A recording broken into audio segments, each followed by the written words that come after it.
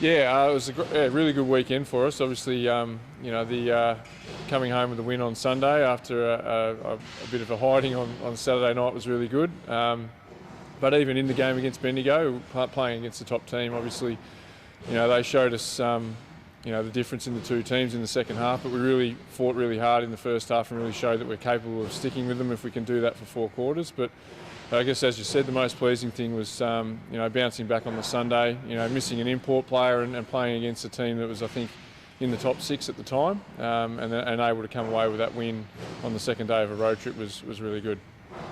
How tough was it to come back from that and actually get both your mental and physical sides right for that game? Yeah, it was a tough trip. I guess, given that we played the second game of the night in Bendigo and then had to drive back after the game, those couple of hours extra, I suppose, really hurt us in terms of recovery.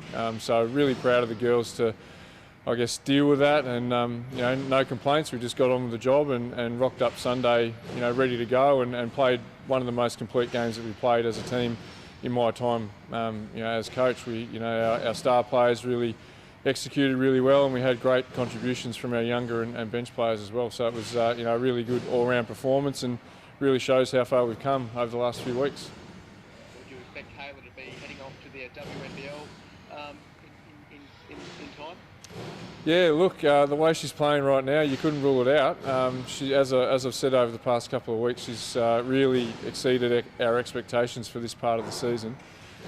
We knew she was quality, and we have no doubt that she'll continue to be, and I'm sure there'll be some WNBL teams that'll be looking over their shoulder right now to see what she's up to in the summer. But we're really pleased with how she's going. We're just hoping that we can get her some more support as the season goes on, and keep her healthy, and who knows what might happen in the second half of the year.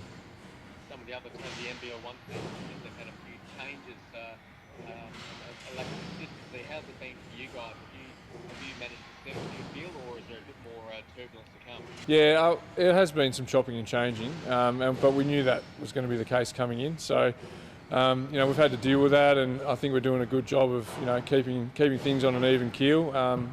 There will be some more ins and outs as the season goes along. We're aware of that, but we're doing a really good job of sticking together. And when a player's missing, we're really that next man up sort of approach, and everyone's sort of doing their job and doing their part when we need them to. So it's been really pleasing so far. Thank you. I'll throw it to the other guys. What was the situation with Angelique on the weekend, right? Yeah,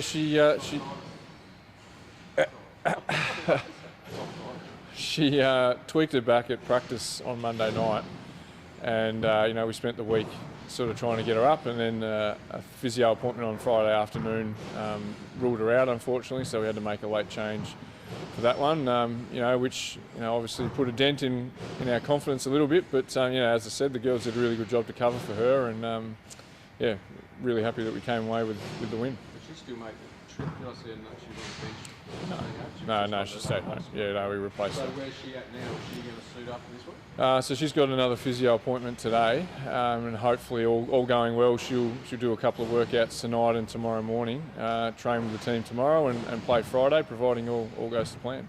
What were some of the takeaways from the Bendigo game, both positives or Yeah, look, as I said earlier, I think we knew we were coming in against a team that was very high quality, and I guess in terms of the other teams in the league, much more firepower than we played against. And I think we started the game really well. I think we were up 10-2, and tried a few things at the start of the game to sort of take them out of their rhythm, which worked. But the reality is they really did just have too much firepower and too much experience. So once they sort of settled into the game and we got to half time, we'd sort of given it our best shot. We sort of, I guess, in the back of our mind knew that we probably didn't have much more to give in the second half. So the score blew out a little bit, and we started to focus on the Sunday. But I guess what we've taken out of it is that we know that if we can string 4 quality quarters together, that we can compete. But against a team like that, you really can't take any breaks or any slip-ups, and they really do capitalise. So that's, I guess, where we're trying to get to. And we've got some some steps to take to get to that level. But you know, it was a good, I guess, test for us to show where we're at. I watched the second half of behind the couch because things started to get really ugly there. I guess from your perspective, where you were sitting, where did it go wrong, and how much does that game show you where you need to get to as a team?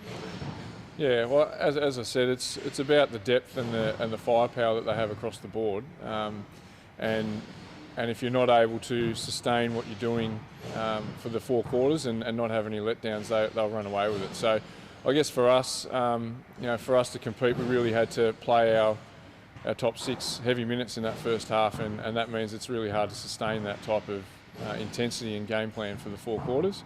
And really, I think that was the difference. Once we started to slow down a little bit and they were able to continue, given the level of depth that they have, it was really hard for us to stay with them and really contain that firepower that they have. Do you enforce that into your squad, that benchmark, this is sort of what you need to do? Yeah, definitely. Yeah, and I think it's pretty obvious. They're 8 wins, 0 losses now, and I think everyone across the league is sort of sitting up and taking notice of that at the moment. And it wouldn't surprise me if they went through the regular season undefeated, to be honest. But yeah, absolutely, there's a standard, and it's given us a taste of where we need to get to if we want to be a championship contender in the long term. And you just touched on it before, with the 5, I guess. Are you happy to have a different starting 5 week in, week out, horses for courses, or are you still just looking for that mix that you lock them in and roll with? Yeah, no, we definitely are flexible with that. So it really depends, as you said, horses for courses. So depending on matchups and the style of play, I think we've pretty much had a different starting 5 every single week. And that's, you know, the girls are aware that we're going to play with that flexibility. So, you know, there could be multiple changes in the starting lineup each week depending on who we're playing and how those matchups look and I guess the style of the game. So pleasing thing is we've got that flexibility and that depth to do that. You know, we'll keep trying to find the mix that works and run with it from there. Geelong on Friday, Yeah. tell us a bit about that matchup. What do you expect? Yeah, so another quality team with some depth and I guess nice and even across the board. They've just added Chantel Horvat, who's just played in Europe, and she's a WNBL quality player, sort of 3'4", tall athlete, and probably one of the type of player that we really struggle to match up with, to be honest. So it's going to be a challenge, but again, we know that if we can put the game together and keep our key performance indicators sort of trending in the direction that they are right now, we're going to be in with a chance, and we've just got to stick to that, and if it works, we should be in good shape at the end of the game.